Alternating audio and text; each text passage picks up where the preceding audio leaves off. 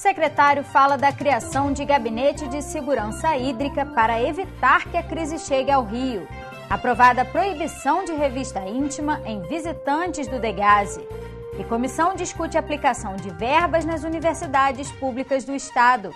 O Jornal da Alerj começa agora.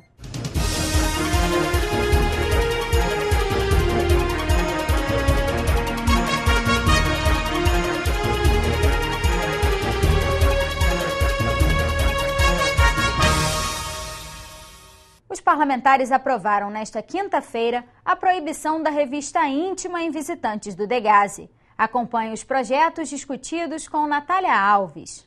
De acordo com o projeto, a revista deve ser feita de forma mecânica, com a utilização de equipamentos como detectores de metais e aparelhos de raio-x. O texto foi aprovado, mas ainda retorna ao plenário para mais uma votação. Esse projeto não diminui em nada a segurança e as condições de trabalho. Pelo contrário, garante dignidade aos familiares, garante que os familiares que vão visitar os seus parentes que estão cumprindo ou medida socioeducativa ou apenas no sistema penitenciário, que eles possam não passar por revista vexatória, que eles não precisem ficar pelados, tendo que agachar, coisa que não é necessária em nenhum lugar do mundo. Nem para você entrar num avião, né, que é algo necessariamente seguro, você precisa passar por algo assim. Então, não, a gente quer um investimento nas unidades, mas a gente quer que esse investimento seja acompanhado do respeito a todos esses familiares. Não é porque essas pessoas são pobres, porque os seus parentes cometeram algum tipo de delito, que a dignidade deles pode ser atingida. O plenário começou a discutir a proposta conjunta dos poderes executivo e judiciário, que permite ao governo a utilização temporária de até 37,5% dos depósitos judiciais.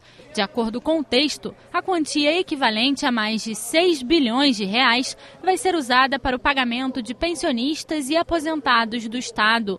O projeto acrescenta uma nova regra a uma lei anterior, que já permite o uso de 25% do fundo para a quitação de precatórios. A proposta recebeu 31 emendas e retornou às comissões. Ele atenderá uma necessidade imediata do Rio Previdência.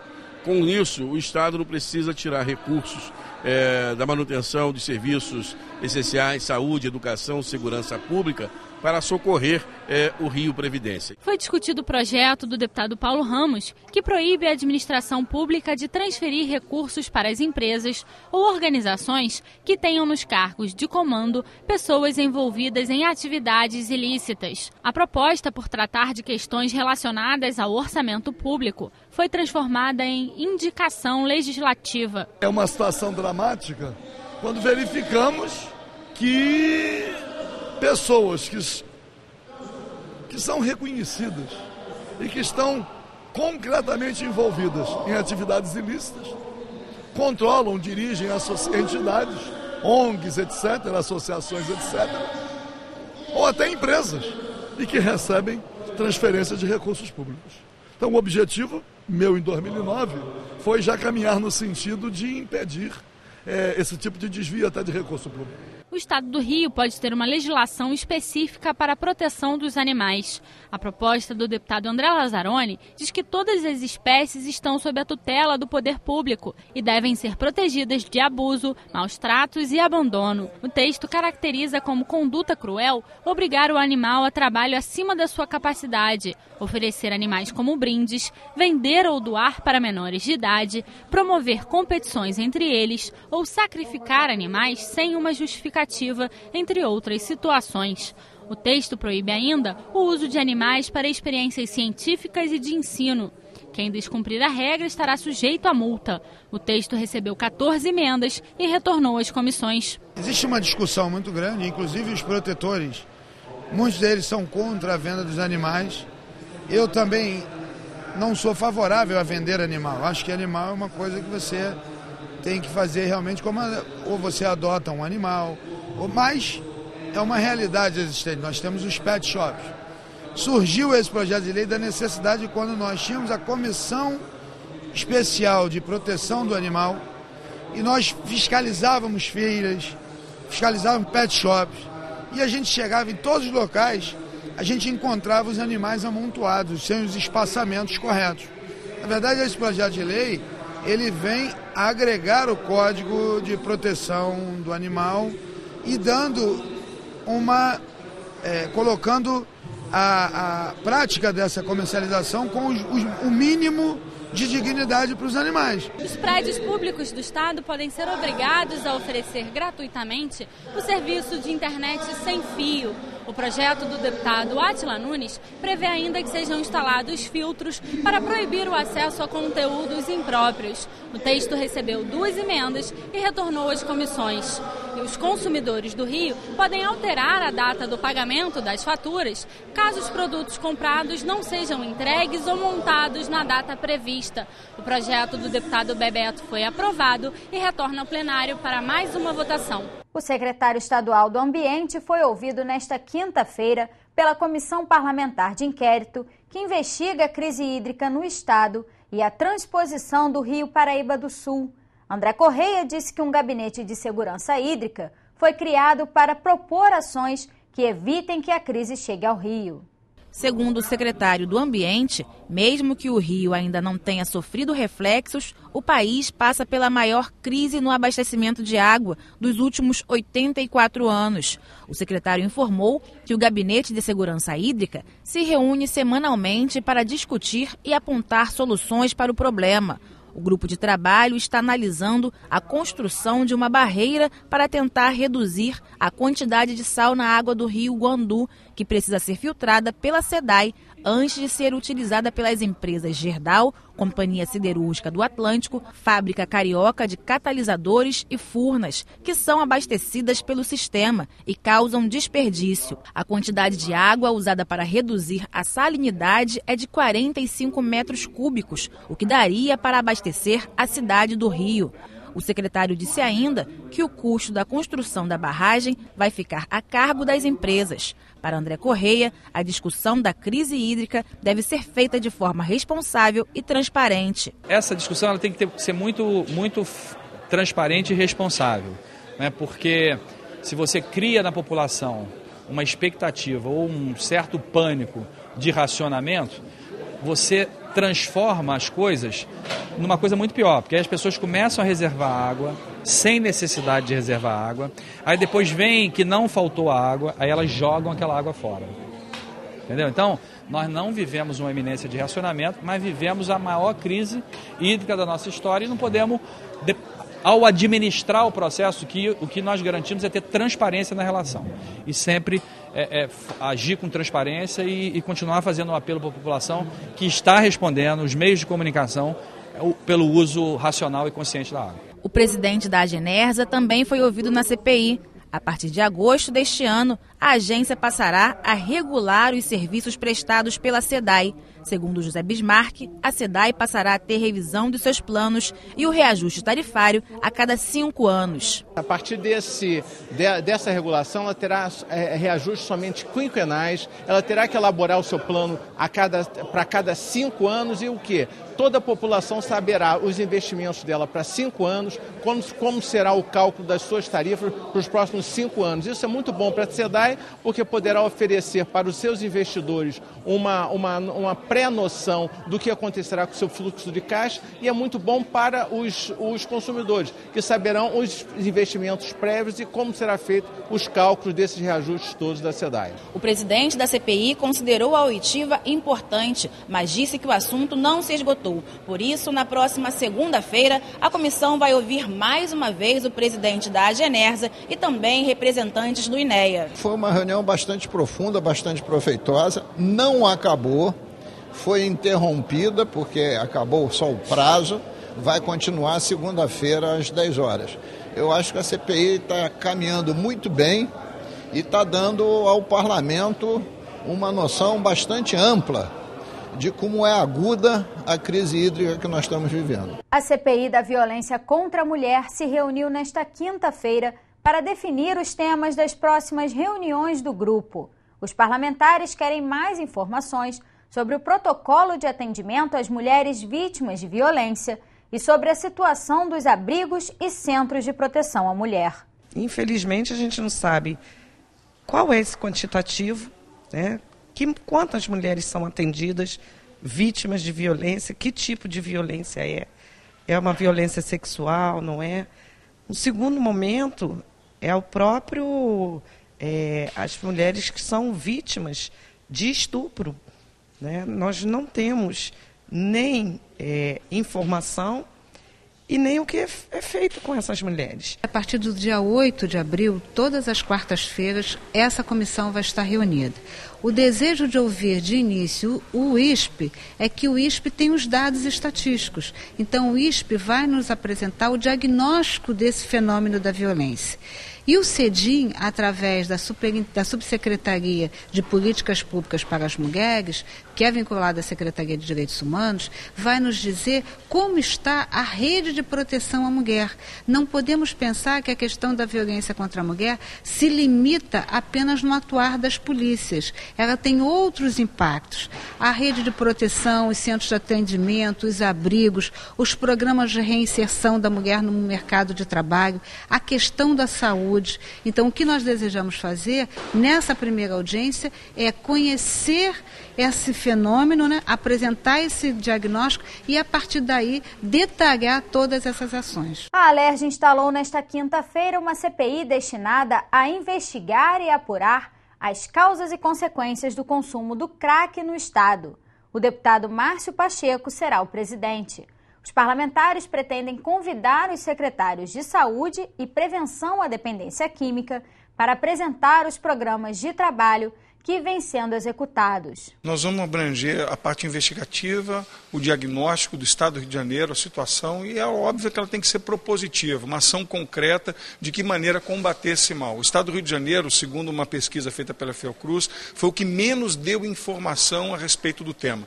Dos 92 municípios, apenas 11 se posicionaram para a Fiocruz a respeito de quantos são usuários de crack, de quantos jovens, quantas famílias são assodadas a esse mal e que tipo de política pública. A CPI precisa investigar isso e o Estado do Rio de Janeiro precisa se posicionar para apresentar pelo menos algum tipo de consolo e remédio para essas famílias. Essa vai ser o nosso tema. A Comissão da Pessoa com Deficiência se reuniu na Alerj para discutir o atraso no repasse de verbas públicas à Fundação para a Infância e Adolescência, a FIA. São quase 3 meses de atraso, que resultam em uma dívida de mais de 10 milhões de reais. A audiência pública reuniu representantes de instituições do Estado do Rio que prestam apoio a crianças e adolescentes em condições de vulnerabilidade, sejam elas físicas ou sociais. Desde janeiro de 2015, as instituições conveniadas à FIA não recebem verbas públicas que devem ser destinadas pelo Estado. Por mês, são 3,5 milhões distribuídos entre 124 instituições conveniadas. Para explicar a falta do repasse e quando ele será feito, esteve presente a secretária de Assistência Social e Direitos Humanos do Estado, Tereza Cosentino, que relatou uma conversa com o secretário estadual de Fazenda, Júlio Bueno. Foi uma conversa muito boa, no sentido de que ele tem a total clareza e o compromisso de realizar esses pagamentos o mais rápido possível. Mas eu espero, em menos de uma semana, conseguir pagar, pelo menos o primeiro mês de janeiro. A secretária de Assistência Social e Direitos Humanos também falou sobre um marco regulatório já aprovado no Congresso que vai mudar a forma dos convênios que poderão ser estabelecidos entre o poder público e as entidades da sociedade civil. Eu vou citar um exemplo. Compras. Hoje está no seu plano de trabalho, você é uma instituição, faz convênio com o Estado, e tem no seu plano de trabalho, você vai adquirir 3 computadores, o que eu exijo de vocês hoje? 3 orçamentos, e que você compre mais barato. Agora não pode mais ser assim. Para você comprar alguma coisa, você vai ter que mandar para o ente concedência, para o Estado, uma metodologia de compra. Eu aprovo a sua metodologia, você passa a comprar sobre essa metodologia. Tem que ser parecida com a Lei 8666 do Estado. Independente do valor? Independente do valor. A FIA é responsável por repassar a verba do poder público para instituições cadastradas através do Converge, um sistema de convênio estabelecido com o Estado. Para se cadastrarem, as entidades devem se adequar a um edital, que, segundo a presidente da FIA, está em fase final de preparo. O edital de 2015, nós estamos trabalhando na minuta, aguardando a autorização de orçamento para poder lançar o edital. Isso é uma seleção pública para prestação dos serviços nos programas que a FIA atua, que é criança com deficiência, abrigo, violência e outros convênios menores. Representantes e presidentes das instituições falaram sobre os problemas que estão sendo enfrentados diante da falta dos recursos. Entre os mais graves está o afastamento de funcionários que ajudam na recuperação das crianças e adolescentes com deficiência. Não tem como se reabilitar um deficiente sem estar profissionais habilitados. São profissionais habilitados, todos com diplomas, trabalhando com crianças especiais, nas áreas fisioterapeuta, fono, assistente social, além do quadro de funcionários de escola, pedagogia. Mas basicamente é o quadro clínico, que é muito importante na vida deles, para a reabilitação deles. Deputados da comissão falaram sobre a urgência no repasse das verbas para as instituições. O presidente, deputado Márcio Pacheco, elogiou a clareza da secretária Tereza Cosentino e falou da prioridade dada pela Alerj na defesa da pessoa com deficiência. A secretária foi muito honesta, foi muito verdadeira e não fugiu do debate. Eu acho que o grande compromisso do Estado é dizer a verdade. Temos problema de atraso, há um compromisso da Tereza Cosentino de avançar no pagamento quanto antes. O Estado tem problemas orçamentários, mas há um querer muito grande em priorizar o pagamento. O presidente da Alerj, o deputado Jorge Pisciano, nos recomendou que fizéssemos sempre esse encaminhamento. Criança, adolescente, adulto com deficiência tem que ser prioridade do Estado. E a Alerj vai lutar para que, mesmo na dificuldade do Estado, esse trabalho não seja prejudicado. A gente precisa ter um planejamento com todas as ações de governo para que a gente possa responder. Mas as instituições precisam ser também instrumentalizadas para que ela possa dar um bom atendimento para as pessoas. A Comissão de Educação realizou audiência pública para apurar a aplicação de recursos do orçamento do Estado nas instituições de ensino superior. Representantes das universidades públicas, estudantes, professores, parlamentares e Ministério Público participaram do debate. De acordo com o vice-reitor da UESO, houve um corte de 12 milhões de reais no orçamento da universidade este ano. 12 milhões realmente foi corte. O corte atribuído na construção do campus da UESO, propriamente no campus da UESO. E o contingenciamento em torno de 2 milhões e 200 mil caiu sobre a assistência estudantil. O orçamento executado no ano passado ficou em torno de 24 milhões e meio, porque naquele ano também houve alguns cortes. Para esse ano, houve uma aprovação de 41 milhões, incluindo aí 13 milhões para a construção do campus. O corte mais o contingenciamento totaliza 15 milhões e 400 mil reais esse ano. A UERJ teve um contingenciamento de 91 milhões de reais em seu orçamento e está há 3 meses sem pagar as bolsas de educação do Proatec e científicas. Em função dos problemas orçamentários do Estado, o que a gente tem vivido mais cotidianamente é muitos atrasos em pagamentos terceirizados, atraso em pagamentos de bolsas. Tem 2 bolsas que são pagas pela FAPERJ, que estão há 3 meses atrasadas, que são as bolsas do Prociência e do Proatec, além de problemas com os fornecedores. A gente soube ontem, por professores da nutrição, que a gente vai ter um corte no fornecimento de comida para o hospital universitário. Uma das principais reivindicações dos estudantes foi a redução no valor do auxílio educação. Os valores unitários desta bolsa foram reduzidos de R$ 362 para R$ 110. O diretor de ensino superior da FAETEC explica por que foi feito este corte. Nós tivemos uma redução da rubrica destinada ao financiamento deste apoio ao estudante. Então, o valor total para o ano é de 817.300. Então, a redução acarretou a necessidade da gente redimensionar o valor unitário da bolsa. Senão, não daria para cobrir todos os bolsistas, porque nós tínhamos bolsistas que já vinham de 2014 e nós tínhamos entrada de novos bolsistas cotistas. O presidente da comissão, deputado Conte Bittencourt, disse que irá encaminhar uma solicitação à Secretaria de Fazenda para saber sobre a falta de pagamento do auxílio educação e investigar a aplicação dos recursos. O parlamento consegue observar no orçamento São cortes e contingenciamentos que estão lá disponíveis no SIG e CIAFEM. A seleção do corte a gente não consegue ver, porque é uma seleção na gestão das próprias instituições. Evidentemente que vamos desdobrar esse debate a partir de hoje. Tem temas aí que são recorrentes. Um exemplo, o campus da UESO é um tema recorrente. Não é novidade para o parlamento e é uma defesa que a gente faz de forma intransigente. Mas tem temas novos, por exemplo, os alunos bolsistas da UENF não estarem recebendo os recursos da Bolsa FAPERJ desde o mês de fevereiro. Então é um tema novo que a gente vai, a partir de hoje, se debruçar. Contactando FAPERJ, contactando Ciência e Tecnologia, contactando Fazenda.